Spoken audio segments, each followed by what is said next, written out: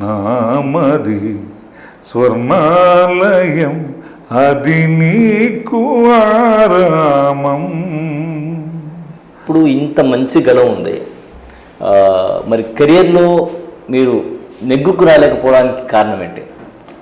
ఇప్పుడున్న ట్రెండ్ ఏంటంటే, ఒక తెలియని వ్యక్తి కూడా నన్ను పరిచయం చేసుకోవాలంటే ఫస్ట్ మీ పేరు అడుగుతారు. అంటే ఆయన చాలా ఇంటెలిజెంట్ అనుకుంటాడు అన్నమాట. మన పేరులోనే ఆయన తెలుసుకోవలసిన వివరాలన్నీ తెలుసుకుంటాడు. అది ఆయన తెలివితేటలు. మా మైనస్ కూడా అదే. ఓకే, ఎందువల్ల అన్నారు ఈ మాట? కుల వివక్ష ఉందంటారా ఇప్పుడు కూడా? 110% ఉంది. 100కి 100 పాళ్ళు కాదు, 100కి 110% ఉంది.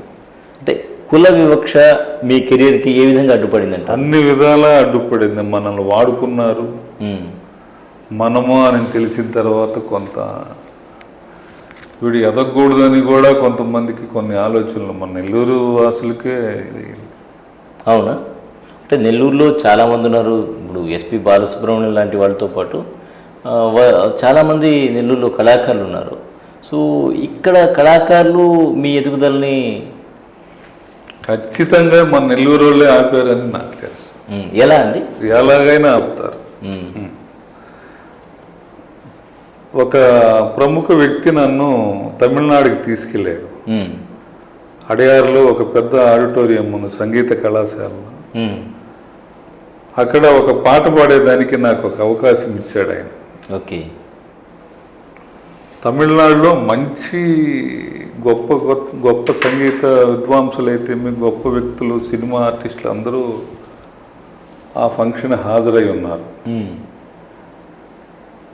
నా పేరు కూడా ఆ పాంప్లెట్లో మెన్షన్ అయ్యింది లాస్ట్లో, ఒక పాట పాడేదానికి అవకాశం.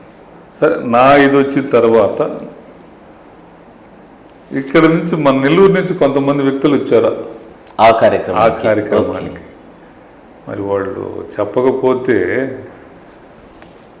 ఆ స్క్రీన్ వెనకాల పాడిచ్చేది ఏందండి నన్ను. అరే, అట్లా ఎన్నో అవమానాలు, ఎన్నో ఆటుపోట్లతో ఇది మనకి ఇంత బాధలు పడి ఇంత అవసరమా అనిపించి కొంత కళ్ళనీళ్ళు పెట్టుకొని గమనైపోయేవాడిని.